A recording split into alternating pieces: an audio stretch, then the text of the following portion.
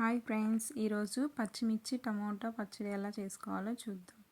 ముందుగా పచ్చిమిర్చి టమోటాలు ఒక అల్లం ముక్క తీసుకోవాలండి. వాటిని బాగా శుభ్రం చేసుకోవాలి. తర్వాత ఒక బాండిల్ పెట్టుకోవాలి.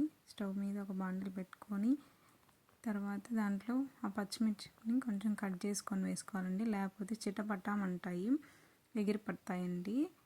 దాంట్లో కొంచెం ఆయిల్ వేసుకొని కొంచెం ధనియాలు, కొంచెం జీలకర్ర, కొంచెం ఆవాలు వేసుకోవాలి. అవి కొంచెం దోరగా వేగనిచ్చుకోవాలండి.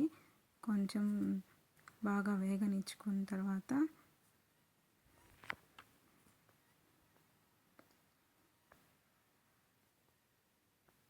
ఈ కలర్లో రావాలండి. ఈ కలర్లో వచ్చాక దాన్ని ఒక మిక్సీ జార్లోకి తీసుకోవాలండి. తీసి పక్కన పెట్టుకోవాలి.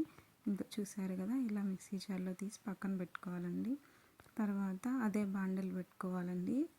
అదే బాండిల్ పెట్టుకొని దాంట్లో సన్నగా కట్ చేసుకున్న టమోటాలండి,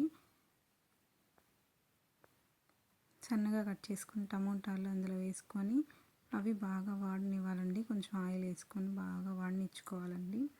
కొంచెం చింతపండు కూడా వేసుకోవాలండి. చింతపండు వేసుకొని బాగా వాడనివ్వాలండి. వాడనిచ్చాక మొత్తం చల్లారి పెట్టుకోవాలండి. చల్లారి పెట్టుకున్న తర్వాత పచ్చిమిర్చిని మిక్సీ వేసుకుంటున్నామండి. సాల్ట్ వేసుకొని తర్వాత దాంట్లో యాడ్ చేసుకోవాలండి. టమోటాలు కూడా మొత్తం ఇలా వస్తుందండి. ఇలా గ్రైండ్ చేసుకొని దీంట్లోకైనా భలే ఉంటుందండి ఈ చట్నీ. దోశలోకి కానీ, ఊతప్పం, ఇడ్లీ,